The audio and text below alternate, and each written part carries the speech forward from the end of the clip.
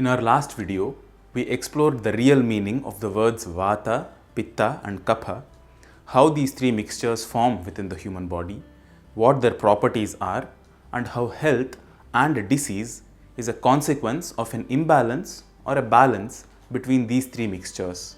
We also saw that Vata, Pitta and Kapha are subject to constant change within the body based on various factors like the type of food and drink consumed, climatic conditions, personal hygiene, and exercise regimen.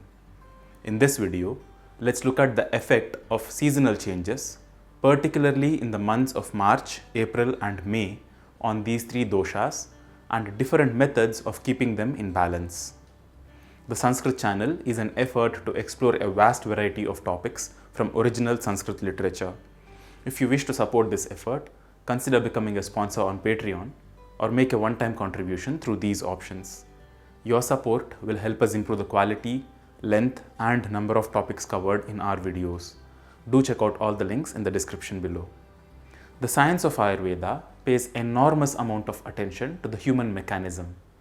It does not, however, prescribe shortcuts to health, saying eat this during this season and you'll be healthy, or avoid this during these months and you'll be free of diseases.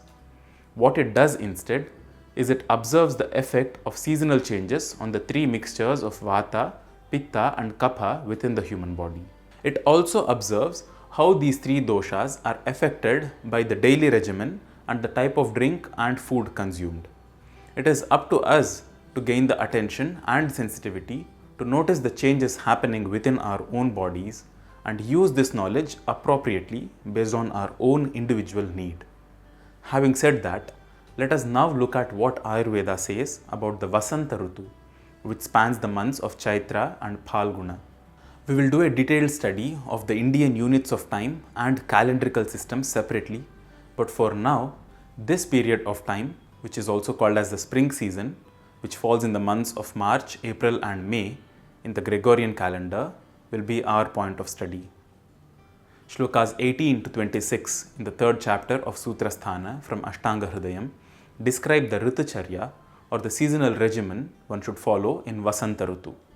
Shloka 18 says, Kapaschito hi shishire vasanter kamshu tapitah hatvagnim kurute rogan atastam tvaraya tyajet. This means the kapha element that gets accumulated in the body during the previous cold months of the season Shishira gets heated up due to the increasing warmth of the sun in Vasanta Rutu. This heavy kapha element destroys the fire Agni within the body and causes diseases. You might remember from the previous video the properties of kapha dosha which are mentioned in the 12th shloka of the first chapter of Ashtanga Hridayam. Snigdhaha, Sheetaha, Guruhu, Mandaha, Shlakshnaha, Mritsnaha, Sthiraha, Kapaha. Kapha dosha is oily, cold, heavy, viscous, smooth, slimy and immobile. All these qualities start getting more dominant within the human body in the spring season. In order to balance these out, there are various methods prescribed. Shloka 19 says, Tikshnair vamana nasyadyair laghu rukshaischa bhojanaihi vyayamodvartanaghatayir jitva shleshmana mulbanam. One should perform shodhana or cleansing practices like Tikshna Vamana and Nasya to get rid of excess mucus within the body in Vasanta Rutu. These practices should only be attempted under proper guidance. Light and dry fruits should be preferred over heavy and oily ones. One should also exercise regularly and undergo Udvartana, which is a kind of an Ayurvedic massage to keep Kapha dosha under control. Shloka 20 says, Purana Yava Godhuma Kshaudra Jangala Shulya Bhuk. One should consume foods like old barley and wheat. Non-vegetarians should consume meat which is roasted over a fire. As soon as there is a mention of alcohol or meat, some people are getting agitated in the comment section.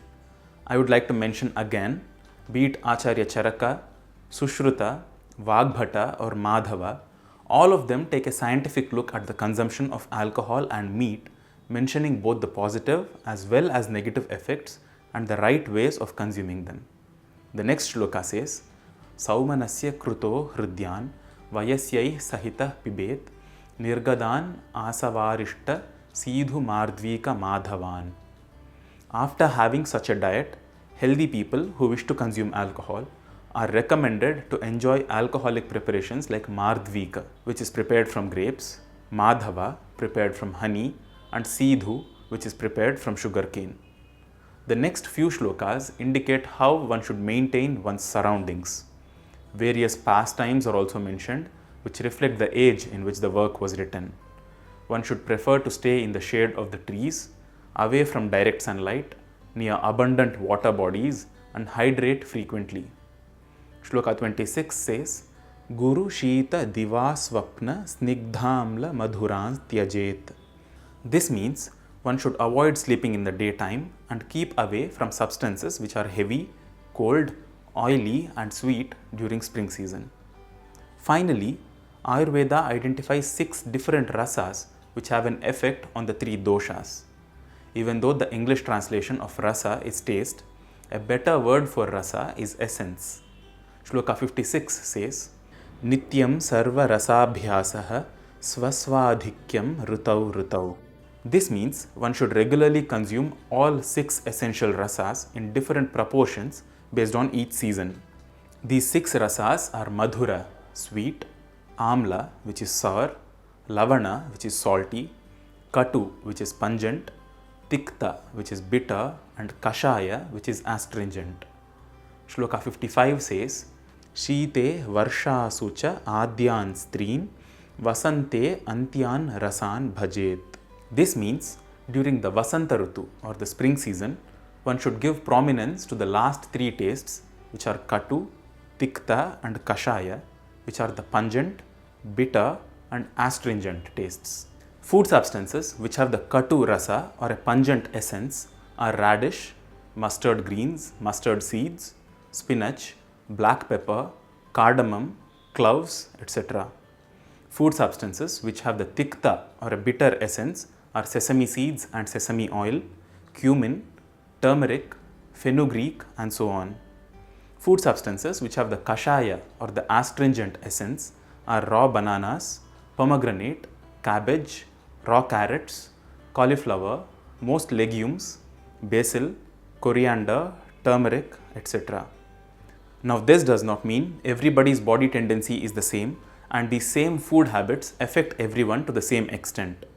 As I said in the beginning, it is important to pay attention to the tendencies of the body and, empowered with the knowledge of Ayurveda, take preventative steps towards leading a balanced and healthy life. I hope you enjoyed watching this video. If you wish to support the production of more videos like these, consider becoming a sponsor on Patreon or make a one-time contribution through these options. Consider subscribing to the Sanskrit channel where we explore hidden gems in the vast world of diverse Sanskrit literature. See you in the next video. Namaskaram.